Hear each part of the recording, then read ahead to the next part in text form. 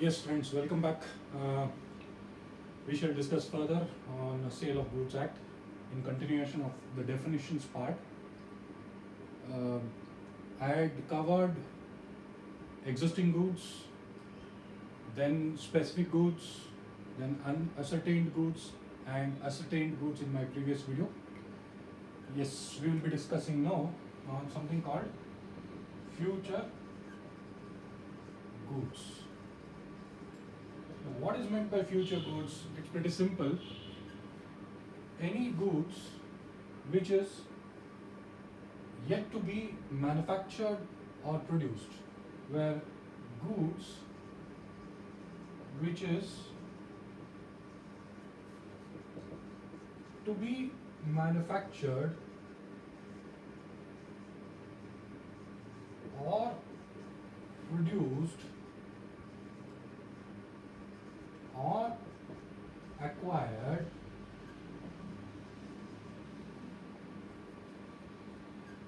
by the seller. That means the seller is yet to manufacture or is yet to produce or is yet to acquire such goods for the purpose of sale in the future, then we call it as future goods.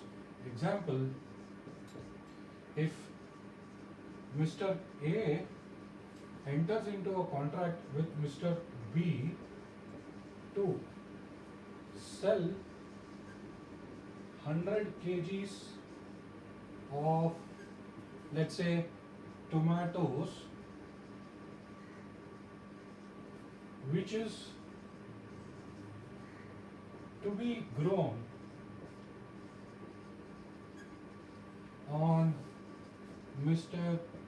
A's farm land.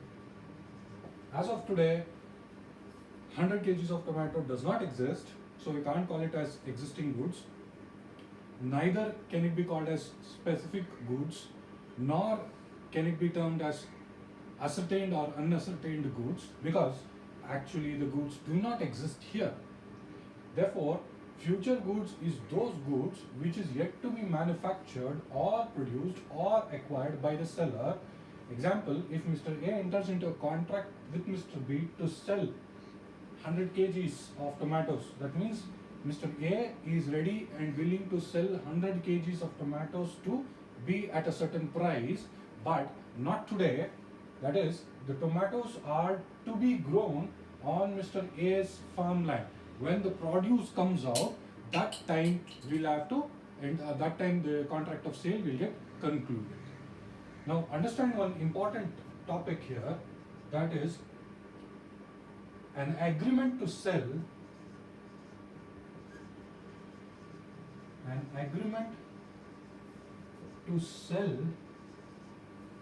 future, my bottle should not be a disturbance, sorry. An agreement, water bottle I meant, an agreement to sell future goods is perfectly valid, is perfectly legal, but an actual sale of future goods, definitely it is impossible.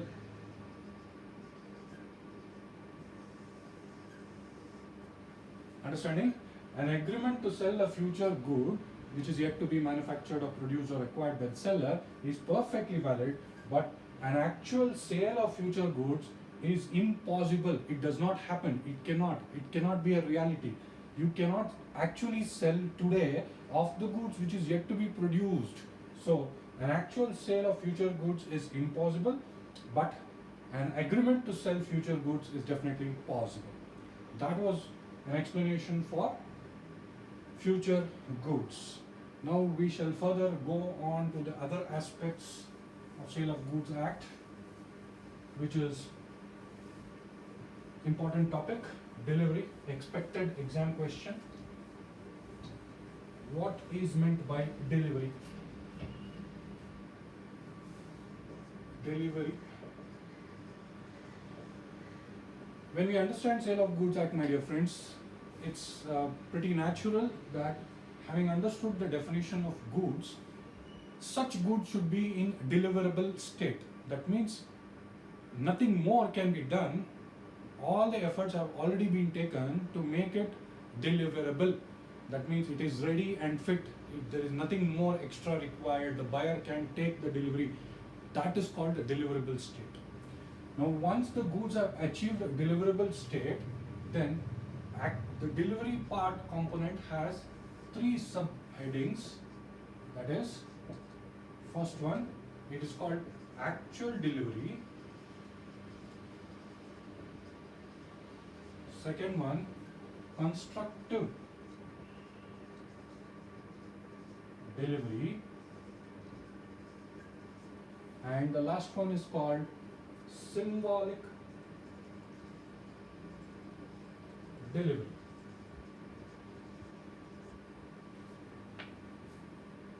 And what is actual delivery? Actual delivery in its essence, where physical delivery takes place.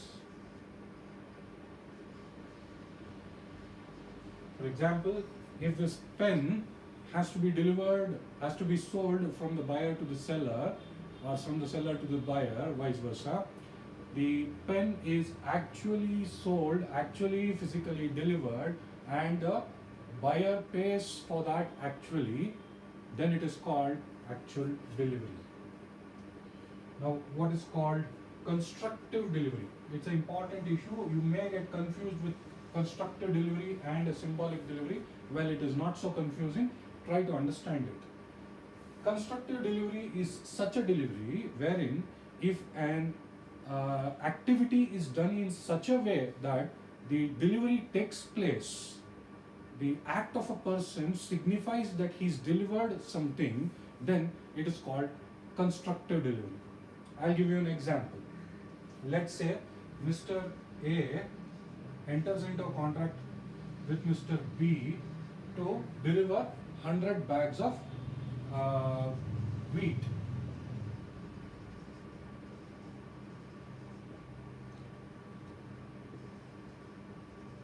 Bags of wheat.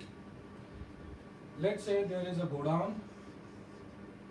All the bags were stored here.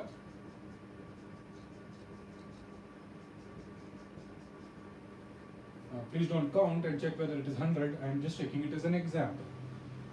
A has a godown which has 100 bags of wheat in it, and Mr. X is the caretaker of this godown. Let's say he is the manager who is working for Mr. A. Now, if Mr. A says, Mr. X, please deliver this goods to Mr. B when he comes to the godown, or Mr. A says, Mr. X, that hold these goods to B, or hold these goods on behalf of B, then we call it as constructive delivery, where physically A may not have delivered the goods to B, but upon the instruction of A, Mr. X henceforth will be holding these goods not for A but for B. So therefore, an act, a performance, a step taken by Mr. A, an activity done by Mr. A, that informing Mr. X to hold the goods on behalf of Mr. B henceforth is called constructive delivery. I hope you understood it. Now, what is symbolic delivery? It's pretty easy. Taking the same example but with different names, let's say Mr. X sells his car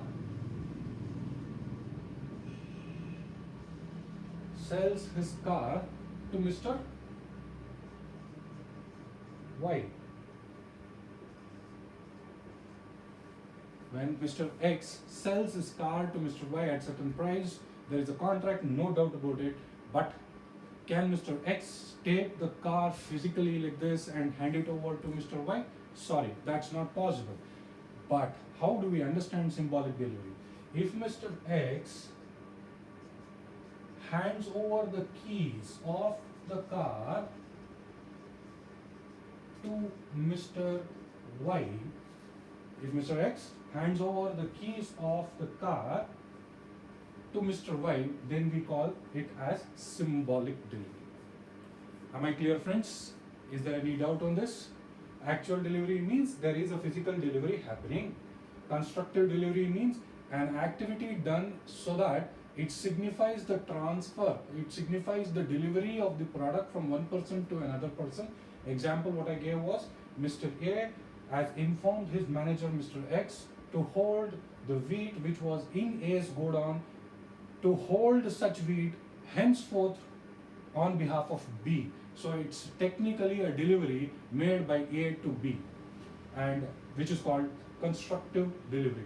Coming back to the last part, which is called symbolic delivery. Symbolic delivery refers to a delivery wherein an activity again is done in such a way that it signifies the delivery, which means X sells his car to Y is an example where Mr. X does not lift the car and give it to Mr. Y, but however Mr. X hands over the key of the car to Mr. Y. That is called symbolic delivery, friends. Moving ahead, we have something called documents of title to goods. Pretty important. It can be a 2 marks question. Well, I expect the concept of delivery begin with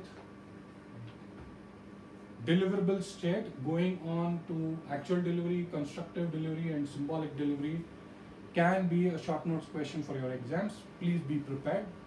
Now is the next topic, that is documents of title to goods. Let me take a 1 second break.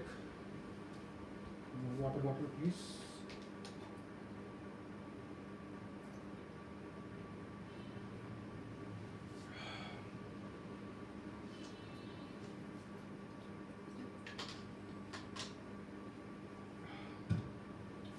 Sorry, thank you. What is document of title to goods? Any document which shows that the possession of the goods belongs to a particular person. Possession of goods belongs to a person, then such document is called document of title to goods. What examples can I give? Example, bill of lading. What is a bill of lading? When you have to transport or move the goods in a ship. A bill of lading is the document which is given by the manager of the ship.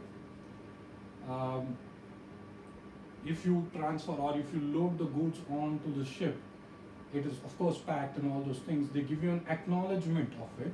That means that acknowledgement is nothing but your goods, the possession of which belong to you, have been given for the ship to transport from place A to place B.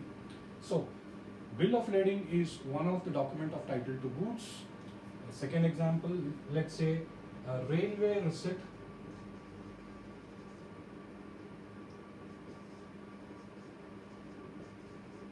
A railway receipt. And third example, probably I can say a lorry receipt. Your goods, you're given the possession of the goods to the lorry fellow or the railway guy, and you got the acknowledgement of it. That acknowledgement is called document of title to goods. Now, there's a small confusion whenever students read document of title to goods. There is a small confusion, that is, there is another terminology called document showing title. Document showing title to goods. These two are totally different. Document of title to goods is different from document showing title to goods. I'll give you an example for understanding document showing title to goods. Like example, a share certificate.